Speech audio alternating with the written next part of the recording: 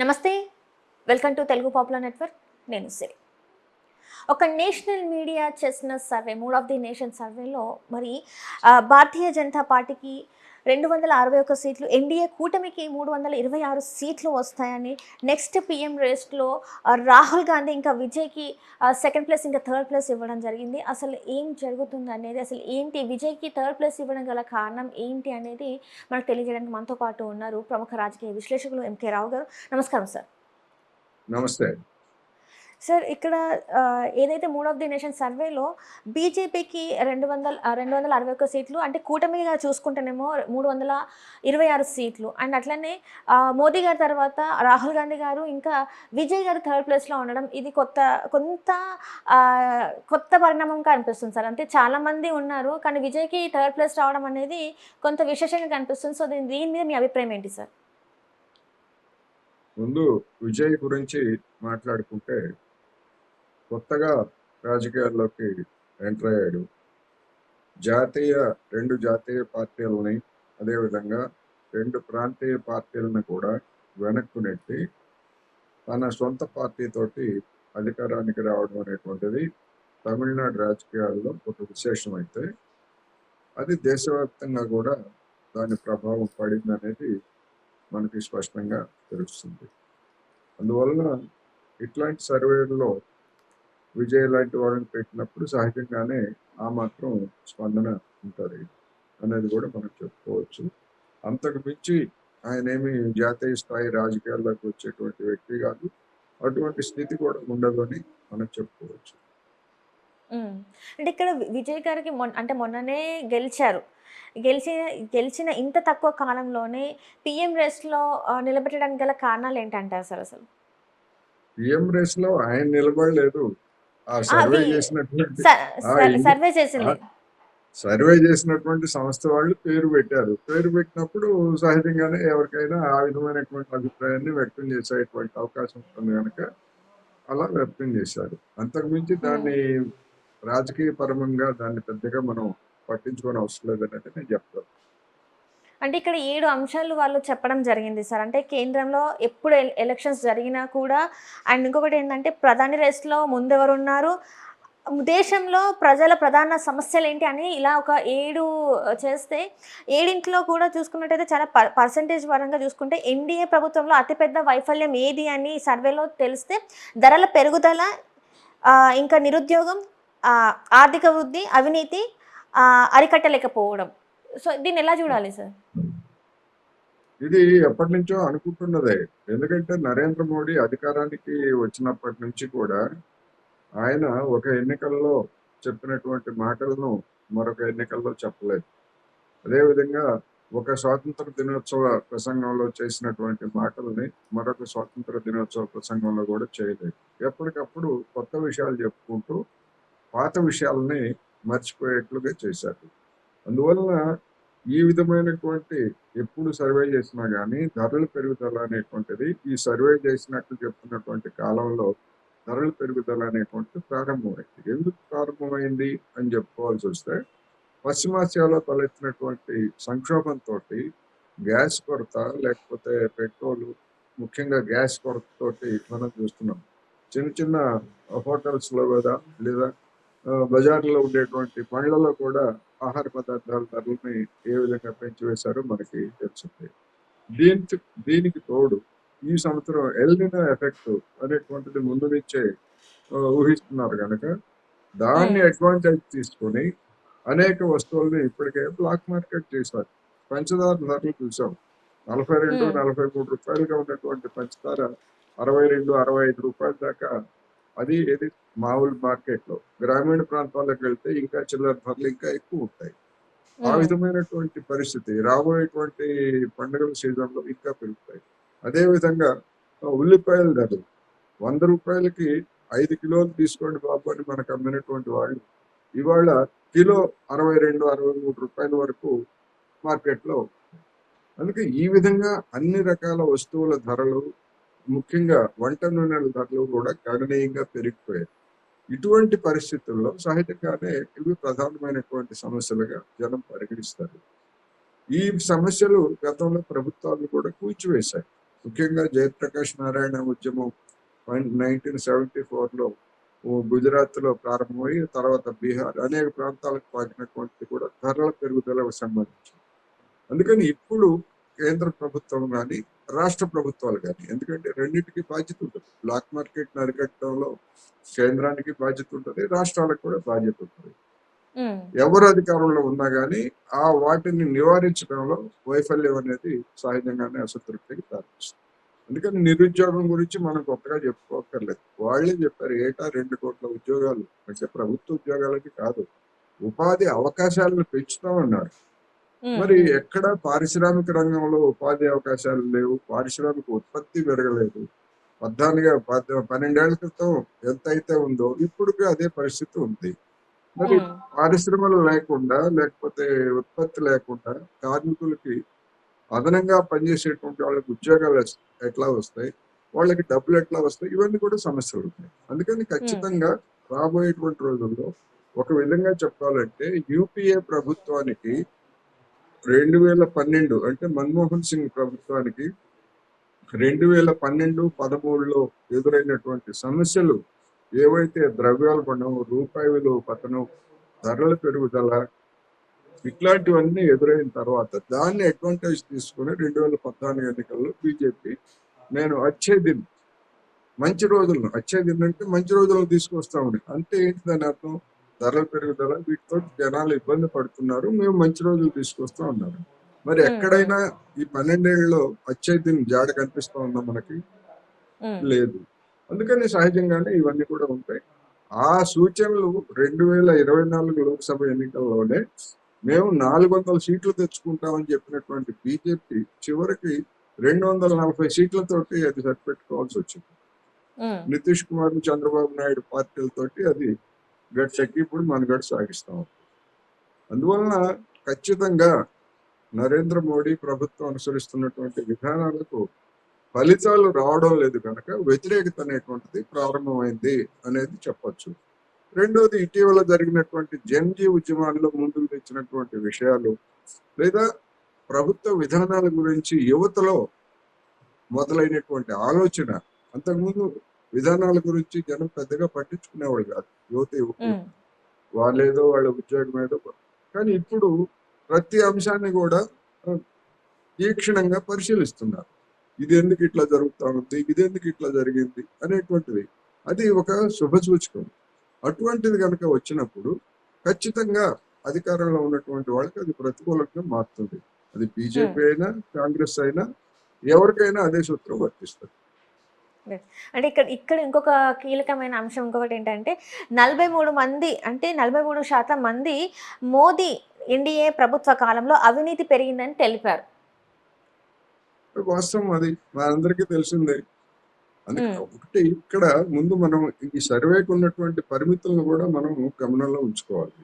ఏమిటి సర్వేకు ఉన్నటువంటి పరిమితులు అంటే 145 కోట్ల జనాభా ఉన్నటువంటి దేశంలో వాళ్ళు చెప్తున్న దాని ప్రకారం 24,000 మంది ఈ సంవత్సరం మొన్న చేసినటువంటి వాళ్ళు, 91,000 మంది ట్రాకింగ్ లో ఎప్పటి నుంచో ట్రాకింగ్ లో ఉన్నటువంటి వాళ్ళు, మొత్తం కలిపినా కానీ 115,000 మంది కంటే లేదు. 145 కోట్ల మందిలో 115,000 మంది అభిప్రాయాలు తీసుకోవడం అంటే ఎవరి అభిప్రాయాలు తీసుకున్నారు, ఏ సామాజిక తరగతులు, విద్యావంతుల, లేకపోతే నిరక్షరాస్యుల, లేకపోతే సరిగా విద్య లేనటువంటి వాళ్ళ అనేటువంటి మనకు తెలియదు.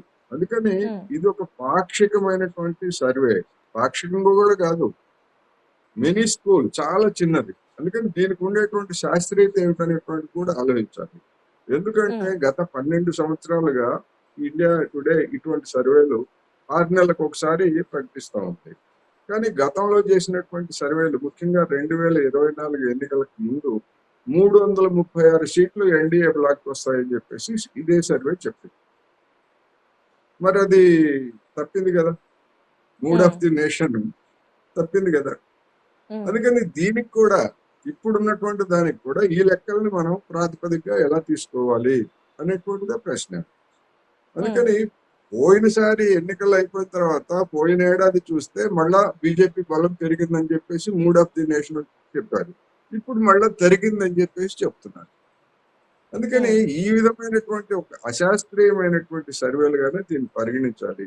అయితే మరి ఈ సర్వే వచ్చింది కనుక ఉన్నంతలోనే దీనికి ఉన్నటువంటి పరిమితులను దృష్టిలో పెట్టుకొని ఇది చెప్తున్నది ఏంటని చూసినప్పుడు మీరు చెప్పినట్టుగా అవినీతిని అరికట్టడంలో నరేంద్ర మోడీ సర్కారు విఫలమైందని 48% మంది చెప్పారంటే 50% అదే విధమైనటువంటి అభిప్రాయంతో ఉన్నట్టే కదా. ఉమ్, అదేవిధంగా ఓటింగ్ శాతం కూడా పెద్దగా ఏం పెరిగిందేం లేదు, ఇంకా తగ్గుతుంది. ఇంకొక ముఖ్యమైనటువంటి విషయం ఏంటంటే ఉత్తరప్రదేశ్ లో బీజేపీకి ఎదురుగాలి తగ్గుతుంది అనేటువంటిది ఉమ్. మూడ్ ఆఫ్ ది నేషన్ సర్వేలో చెప్పారన్న తర్వాత అసలు అన్ని సీట్లు 336 సీట్లు ఎట్లా వస్తాయని చెప్పేసి, లేదా 326 సీట్లు 26. ఎన్డీఏ ఉమ్. కూటమికి ఎట్లా వస్తాయని చెప్పేసి ఏ విధంగా చెప్పగలరు?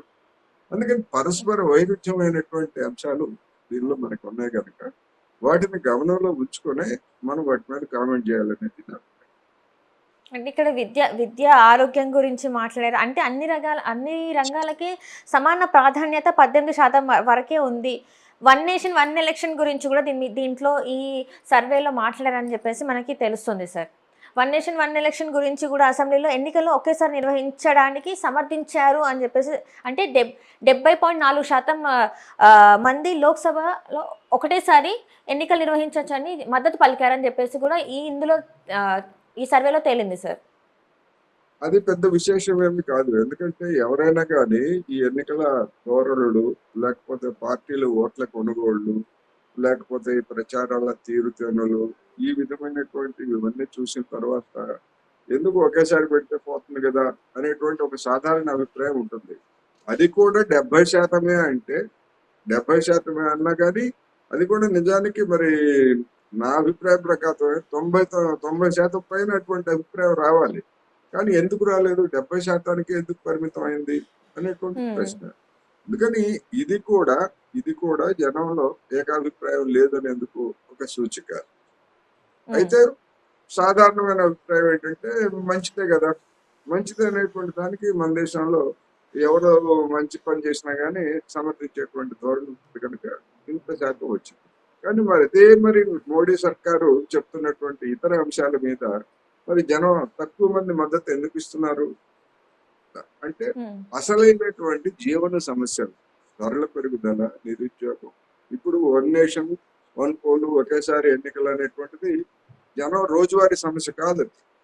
కానీ ధరల పెరుగుదల, లేకపోతే నిరుద్యోగము, ఆరోగ్యము, విద్య, ఇటువంటివన్నీ కూడా రోజు ఫేస్ చేసేటువంటి సమస్యలు. అందువల్ల దాని మీద అసంతృప్తితోనే ఉన్నారనేటువంటిది మనకు స్పష్టంగా తెలుసు. సో ఈ సర్వేని మొత్తంగా చూసుకుంటే, అంటే మీరు చెప్పినట్టు చాలా తక్కువ దాంట్లో వాళ్ళు సర్వే చేసినా కూడా ఒక పక్క ఈ జెన్‌జీ ఏదైతే ఉద్యమం జరిగిందో దాని ఎఫెక్ట్ చాలా పడింది.